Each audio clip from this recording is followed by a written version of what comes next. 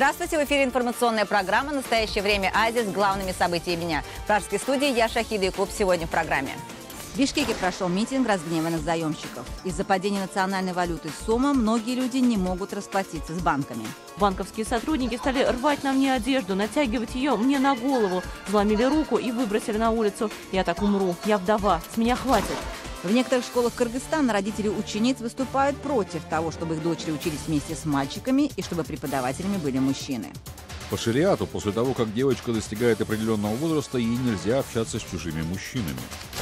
В России завели уголовное дело на депутата и журналиста Ольгу Ли за то, что она записала видеообращение к Владимиру Путину. Интервью с опальным политиком в нашей программе. Наши публикации фактически, как говорят юристы, готовы уголовные дела по многим, в общем-то, преступлениям. Хогвартс в Лос-Анджелесе. Волшебный мир героев в книге о Гарри Поттере воссоздали в парке развлечений студии Universal. Мы постарались использовать здесь как можно больше предметов и костюмов со съемок фильмов. В Бишкеке прошел митинг разгневанных заемщиков. Из-за засухи и падения национальной валюты сома многие не могут расплатиться с банками. По данным организаторов митинга, проблемным является каждый пятый кредит. Подробности в репортаже. Митинг разгневанных заемщиков прошел в пятницу на одной из спортивных арен в Бишкеке. Там собрались около 2000 человек со всей страны. Они требовали от государства помочь им с выплатами кредитов. Многие получали в банках деньги под залог недвижимости и теперь боятся, что их выселят из единственного жилья. Некоторые протестующие не могли сдержать эмоций. Мы нашли юристов, пошли в банк. Мои родственники сказали, что заплатят вместо меня 200 тысяч сомов. Но банковские сотрудники стали рвать на мне одежду, натягивать ее мне на голову, взломили руку и выбросили на улицу. Я так умру, я вдова, с меня хватит. По данным организаторов митинга, проблемным в Киргизии сейчас является каждый пятый кредит. Люди, в основном занятые в сельском хозяйстве, берут суды не менее чем по 20% годовых. Обычно за кредитами обращаются в начале сезона, рассчитывая отдать деньги после продажи урожая. Однако в этом году киргизские фермеры оказались жертвами обстоятельств. Цены на сельхозпродукцию резко снизился товарооборот в Кыргызстане. Кроме этого, позапрошлогодняя засуха дала очень такой негативный результат, и в связи с этим основная масса заемщиков сегодня находится в очень затруднительном положении. Также негативно сказывается на благосостоянии Киргизии и замедлении экономик соседних стран России и Китая. Многие киргизы уезжали туда на заработки, однако сейчас это не приносит таких доходов, как раньше. Курс национальной валюты сома на этом фоне за последний год упал на 23%. Некоторые из собравшихся держали в руках плакаты с требованием пригласить в страну Стива Хенке. Американский экономист многие десятилетия помогал проводить финансовые реформы в других развивающихся странах, в том числе и в граничащем с Киргизией Казахстане. В некоторых районах Кыргызстана верующие родители отказываются отправлять девочек в школу.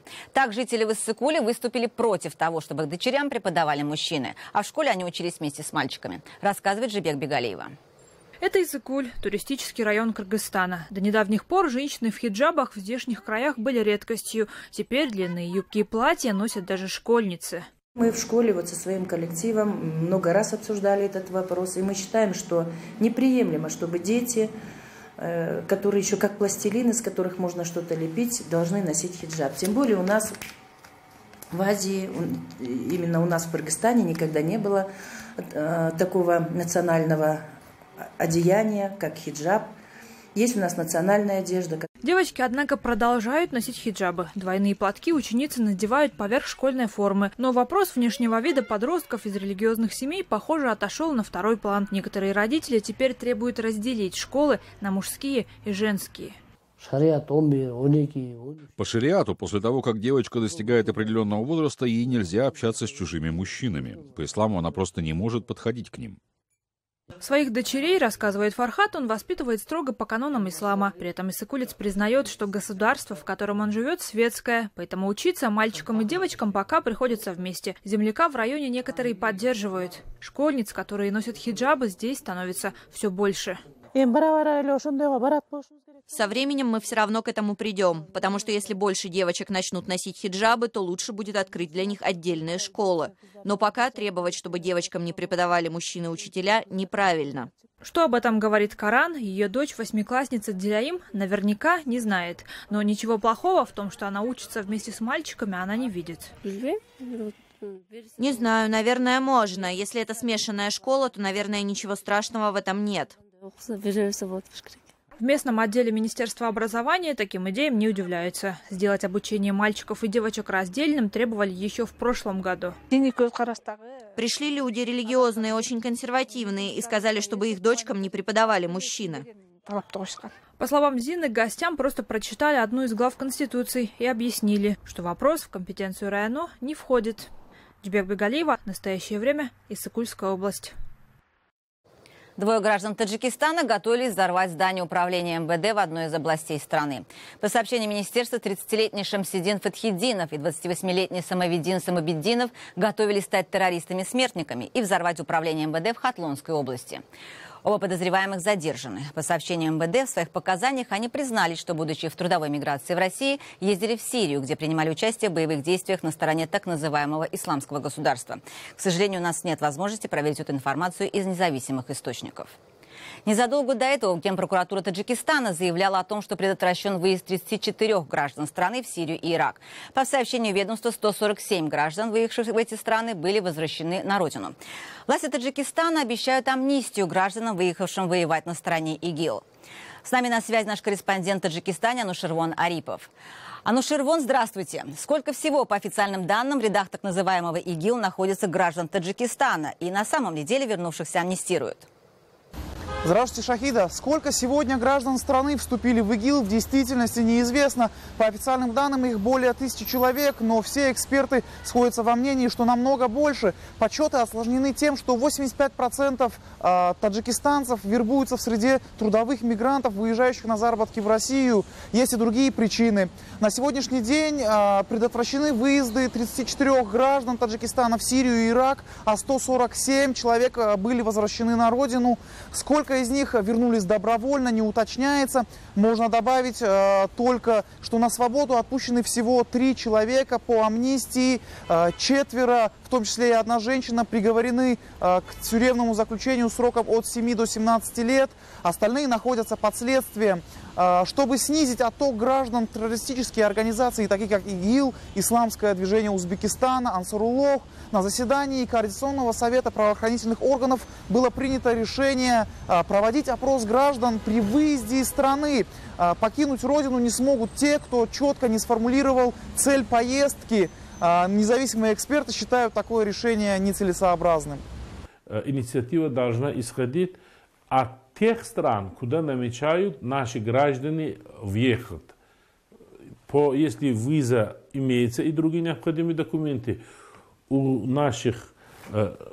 таджикской стороны не должны возникать вопросы, а если безвизовый режим, следовательно, определенные процедуры, если соблюдены, и он не находится в списке, а по соглашениям межгосударственных, они должны передаваться, и гражданин перед вылетом должен знать, с тем, чтобы не были дополнительные расходы. Несмотря на то, что в прокуратуре страны уверяют, что для выезда не нужно никаких дополнительных документов, а только сформулировать причину поездки, эксперты говорят, что есть уже примеры превышения своих должностных полномочий сотрудниками аэропортов и железнодорожных вокзалов. Ведь новые правила предоставляют им хорошую возможность для этого. Это не только превышение полномочий, это действия, которые противоречат регламентирующим документам и международным обязательствам Таджикистана, суть которых направлена на ограничение прав человека. Также специалисты уверены, что ограничения на самом деле ничего не дадут. Более 1 миллиона таджиков, по данным Федеральной миграционной службы, ежегодно выезжают на заработки в Россию. Шахида. Спасибо, Анушервон. Международная правозащитная организация Amnesty International начала кампанию «Потребуйте от властей Узбекистана положить конец пыткам». Правозащитники призывают всех людей, неравнодушных к проблеме применения пыток, загрузить на сайте организации почтовые открытки и отправить их узбекским властям. Пыточный конвейер. Именно так называет Международная амнистия то, что происходит в правоохранительной системе Узбекистана. Пытки и избиения применяются по отношению к задержанным и заключенным под стражу систематически. Мы связались с представителем Международной амнистии Мэйси Вейхердинг с просьбой прокомментировать происходящее. Мы наблюдаем за ситуацией в Узбекистане больше 20 лет, и мы пришли к выводу, что применение пыток и другого бесчеловечного обращения стало определяющей чертой системы правосудия в Узбекистане. Это ключевой метод борьбы властей с инакомыслием, действительными или выдуманными угрозами национальной безопасности и так далее. Пытки и угрозы пыток применяются систематически для того, чтобы добиться признания вины, наказания заключенных для добывания информации или даже для вымогательства денег. Я думаю, что узбекским властям будет достаточно просто предпринять усилия для искоренения этой проблемы. Мы продолжаем призывать президента Узбекистана и других высокопоставленных чиновников осудить применение пыток, сказать, что это незаконно и противоречит международному праву. Но никто из них до сих пор этого не сделал. Абдусамир Ахмонов – один из тех, кто на себе испытал избиение со стороны правоохранительных органов Узбекистана. Его брат защищал права фермеров и был арестован властями. В скором времени были арестованы еще несколько родственников. Самого Абдусами вызвали на допрос, во время которого жестоко избили. Вскоре ему удалось покинуть территорию Узбекистана. С Абдусамиром Ахмоновым беседовал мой коллега Александр Касаткин. Меня вызвали просто на допрос, как очередной раз. Это было городское отделение службы национальной безопасности в Ташкенте, и зашли около десятка человек, потом еще добавились и начали издеваться. Почему ты их защищаешь, мы их всех уничтожим, если нужно. И начали избивать и издеваться. Весь был, я в синяках после этого. Но меня отпустили, потому что никакой вины за мной не было, поэтому на следующий день меня отпустили. Но вы уезжаете из страны, но арестовывают вашего брата, и он сидит уже 6 лет, несмотря на то, что инвалид с детства, несколько раз операции на сетчатый глаз. И в России узбекские правоохранительные органы продолжили преследование. Я отсидел там 6 месяцев в СИЗО и месяц в депортационном центре. То есть реальная угроза была пыток и смерти, в случае, если меня депортируют в Узбекистан. Было много случаев таких, похищений в России. Человек уходит от пыток, после пыток, но все равно руки государства его достают. И были случаи, когда были ребята депортированы, экстрадированы, и были смертельные даже случаи, когда беженцы возвращались в Узбекистан. Человек, когда уезжает из Узбекистана в Россию, он уезжает в поисках спасения от правительства Узбекистана? Да, конечно, это единственная безвизовая страна. Пока вы оформляете визу, время проходит, и вы должны каким-то образом покинуть территорию Узбекистана немедленно. И тогда вам кажется, что Россия тоже безопасная страна, и вы уезжаете и просите там убежище. Но если вы активны и участвуете в жизни гражданского общества, критикуете, например, как я на Радио Свобода, то вряд ли вам дадут спокойно жить и попытаются любым способом вас отправить назад. Далее в программе. В России завели уголовное дело на депутата и журналиста Ольгу Ли за то, что она записала видеообращение к Владимиру Путину. Интервью с опальным политиком в нашей программе. Наши публикации фактически, как говорят юристы, готовы уголовные дела по многим, в общем-то, преступлениям. Хогвартс в Лос-Анджелесе. Волшебный мир героев книги о Гарри Поттере воссоздали в парке развлечений студии Universal. Мы постарались использовать здесь как можно больше предметов и костюмов со съемок фильмов. За свое обращение к российскому президенту на курского депутата и журналиста Ольгу Ли завели уголовное дело. В своем недавнем обращении к Путину она призвала его обратить внимание на коррумпированных курских чиновников и поведала главе государства, что его рейтинг в Курской области не выше 25%. За что именно на нее завели уголовное дело, Ольга Ли пока не знает. Возможно, что этот вопрос только решается. Но депутат от своих слов отказываться не намерена. Вадим Кондаков поговорил с опальным политиком. Ольга Ли – депутат Курской областной думы с 5-летним стажем, хотя самой нет еще и 30. Вундеркинд местной политики. Мы выставили кандидатуру, в общем-то, с бюджетом в 180 тысяч, 5 девочек, 1 мальчик, 2 билборда на весь город. Вот. Выиграли с перевесом в 2 раза у единоросса. Ей бы жить, как другим депутатам, в ладу с начальниками да прокурорами. Но нет, главреду газеты «Народный журналист» не дают покоя коррумпированные чиновники. Наши публикации фактически, как говорят юристы, готовы уголовные дела по многим, в общем-то, преступлением. Но недавно в своей войне она зашла, как многие здесь считают, слишком далеко. Записала видеообращение к Путину, в котором обвинила того в поддержке прокурорского произвола. За вашим бездействием, господин президент, последует противодействие. Сегодня даже те, кто под влиянием пропаганды не любит Запад, еще больше ненавидит поддерживаемый вами произвол прокуроров. Эту запись увидели миллионы. Кто-то поддерживал, кто-то проклинал. Но вместо самого Путина на Ольгу Ли почему-то обиделись курские депутаты и всей Думой устроили коллеги-выволочку, словно школьницы в кабинете у директора. Жалко вас, честно. 2 детей. Вот. Ну, туда вас ваш спонсор заводит. Но вы подумайте хорошо, даже о будущем детей. Прямо там ее известили об открытом уголовном деле. И вот что любопытно, вице-спикер Думы, который это сообщил, будет конкурировать с госпожой Ли на выборах в Госдуму. Я пойду в Государственную Думу по тому же округу, по которому собирается идти он. Вот. Он является еще и другом прокурора. И, соответственно, как нам кажется, он знал еще до того, как это дело завели, о том, что его заведут. Ольга говорит, что теперь прокуратура бросила все свои силы на борьбу с ней и ее газетой. Так что журналисты, опасаясь преследования, даже пишут под псевдонимами.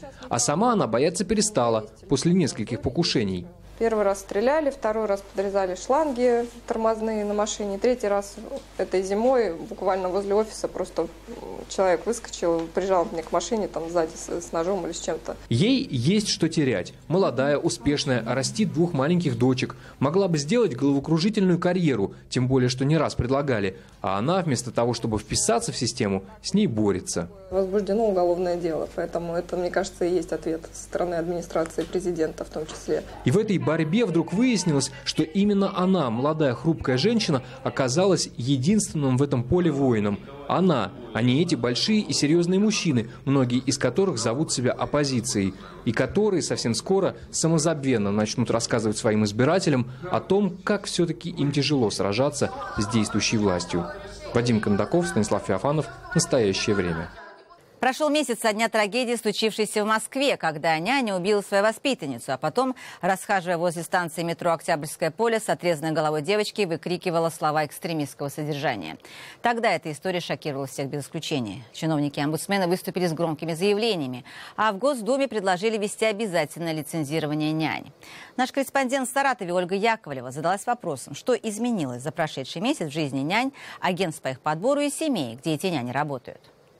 Виктория Санникова просматривает многочисленные ссылки в интернете по запросу «Ищу работу няней». У нее есть некоторый опыт, но сейчас она просто согласилась помочь нам в расследовании. Она наугад выбирает номер телефона и звонит. Я звоню по объявлению, требуется няня.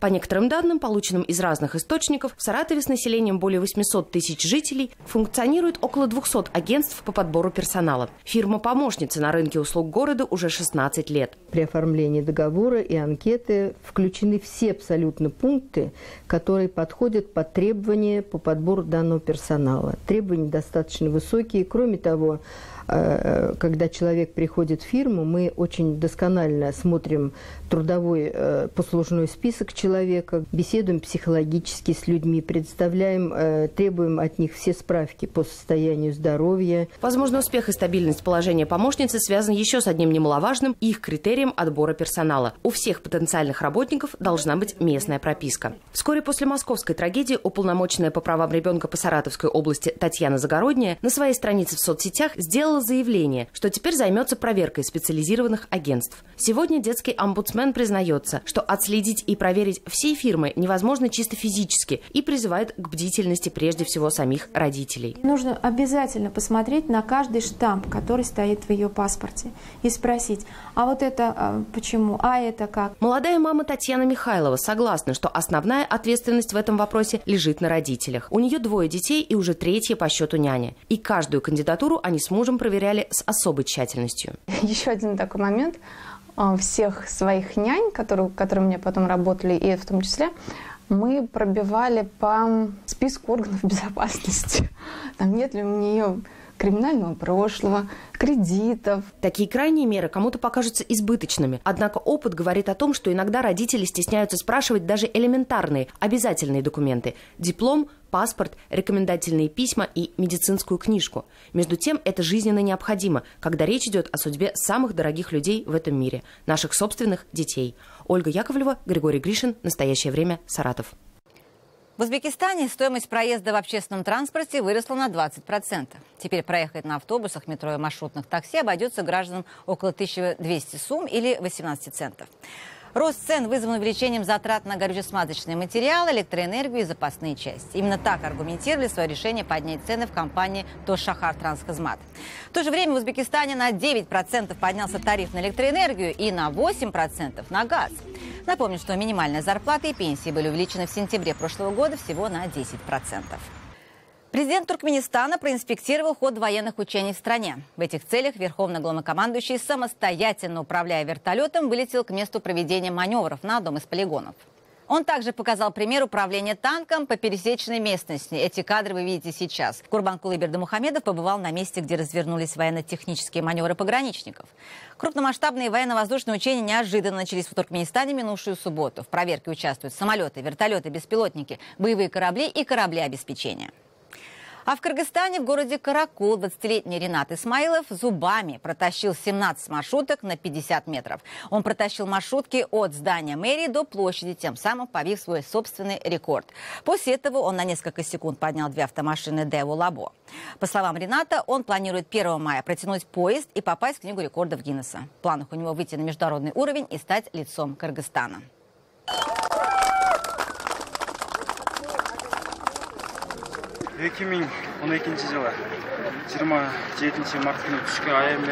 В 2012 году, 27 марта, мне приснился вещий сон, что я стал силачом. Так у меня появились силы. В прошлом году в Караколе я поставил свой первый рекорд, протащил зубами 10 микроавтобусов. Сейчас я побил свой предыдущий рекорд, протащив 17 маршруток, без какой-либо подготовки. В парке развлечений студии Universal в Лос-Анджелесе откроется секция, созданная по мотивам вселенной Гарри Поттера. Волшебный мир в Голливуде заработает 7 апреля 2016 года. Посетители смогут побывать в школе волшебства Хогвартс и расположенной рядом деревушки Хогсмит.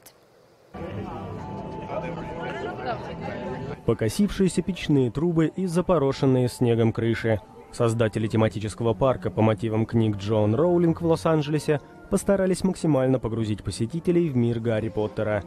Волшебная вселенная будет представлена в парке развлечений студии Universal.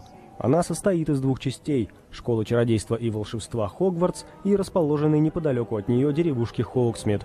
Согласно книгам Джоан Роулинг, это единственный в Великобритании населенный пункт, где проживают исключительно волшебники. Ученики Хогвартса, начиная с 3-го курса, могут посещать деревню по выходным, если у них есть разрешение от родителей.